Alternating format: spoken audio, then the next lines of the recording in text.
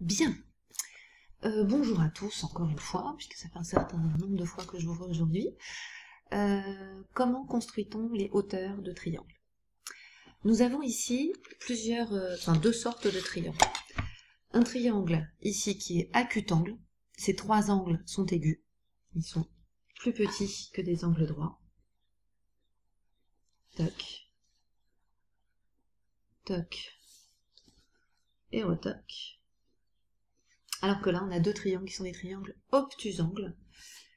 Il y a un angle droit, un angle obtus dans chacun de ces triangles. Ici, c'est l'angle FBO et ici, c'est l'angle BMA. Voilà. Je vous rappelle que c'est pas possible d'avoir plus d'un angle obtus dans un triangle parce que en géométrie euclidienne, la somme des angles d'un triangle donne 180 degrés. Et si j'avais ne serait-ce que deux angles obtus, eh bien j'aurais une somme des angles supérieure à 180 degrés, ce qui n'est pas possible. Alors, moi, ce qui m'intéresse là, c'est comment vous allez tracer les hauteurs dans les triangles, parce que j'ai bien vu que vous aviez un mal de chien, et comme nous sommes éloignés les uns des autres, bah, c'est embêtant. Prenons le triangle POC, le triangle acutangle. Dans ce triangle, je vais commencer par tracer la hauteur issue de O, et qui a donc comme côté relatif PC.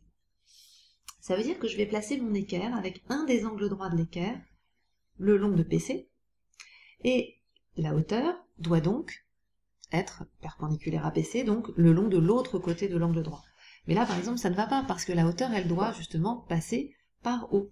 Je vais donc translater mon équerre, c'est-à-dire la décaler, la faire coulisser, jusqu'à ce que elle passe par le point O. Et là, je vais tracer. Et pouf! Et pour bien montrer que j'ai tracé une hauteur, je vais ici coder. Je vous rappelle que c'est important de coder. C'est important parce que c'est ce qui permet de transmettre ce que vous avez fait. Donc ici, j'ai la hauteur dans le triangle OPC issue de O, relative au côté PC, et dont le pied de la hauteur est ici par exemple le point HO.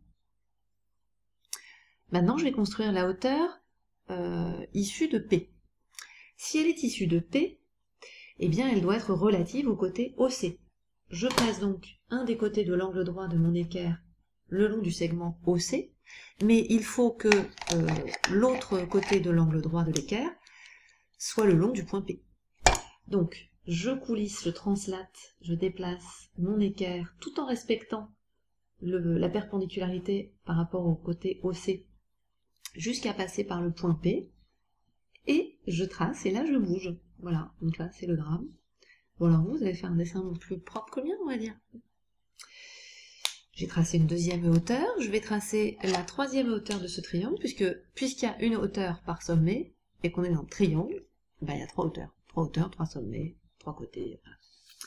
Donc cette fois, si je veux avoir une hauteur issue de C, je dois être relative au côté PO, donc je place un des côtés de l'angle droit de mon équerre sur, le long de PO, et je glisse, je translate, jusqu'à passer, voilà, que l'autre côté de l'angle droit passe par C, et je trace. Et là, je sais que ma construction, bon, elle est loin d'être parfaite, hein, mais elle n'est pas absurde en tout cas, puisque mes trois hauteurs sont bien concurrentes, et nous avons vu dans la leçon que les trois hauteurs étaient concurrentes, toujours, en un point appelé l'orthocentre. Alors, voilà pour le cas d'un triangle acutangle. Maintenant, un triangle obtusangle, comme celui d'à côté. Il y a une hauteur où ça va aller bien, c'est la hauteur issue de M, relative à AB. Je place un des côtés de l'angle droit de mon équerre le long de AB, et puis il faut que je me déplace, que je déplace l'équerre, jusqu'à ce que l'autre côté de l'angle droit soit le long du point M.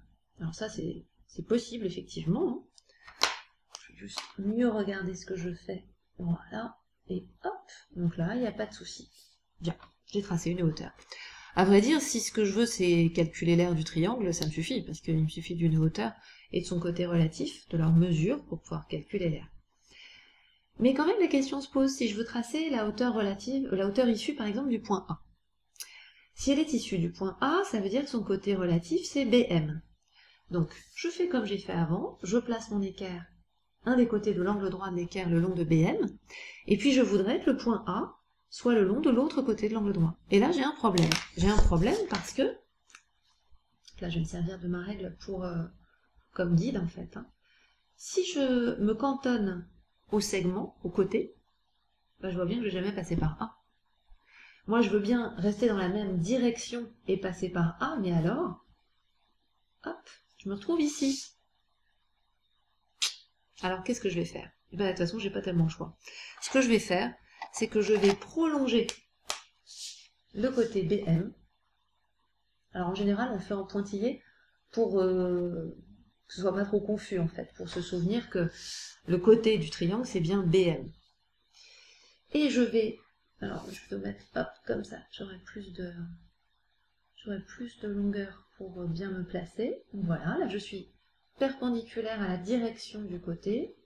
Hop, et j'ai une hauteur ici, simplement cette hauteur, elle est extérieure. La troisième hauteur va être extérieure également. Là, cette fois, je voudrais qu'elle passe par le point B, donc qu'elle soit relative au côté MA. La même chose, hein, c'est comme tout à l'heure. Ici, hop, vous voyez que si je vais de A jusqu'à M en suivant cette direction, je ne vais jamais passer par B. Donc, je vais, comme tout à l'heure, prolonger le côté MA. Donc, je pourrais le prolonger de l'autre côté aussi, hein, du segment, mais ça ne m'arrangerait pas parce que je sais qu'il faut que je sois à l'aplomb du point B. Ici, je déplace mon équerre. Hop. Et voilà. Et là, vous me direz, ah bah tiens, elles ne sont pas concurrentes. Mais si, parce que dans le cadre, comme on l'a dit, hein, du calcul d'air, on considère les hauteurs comme des segments, mais géométriquement, une hauteur, ben, c'est une droite. Donc si je prolonge mes hauteurs,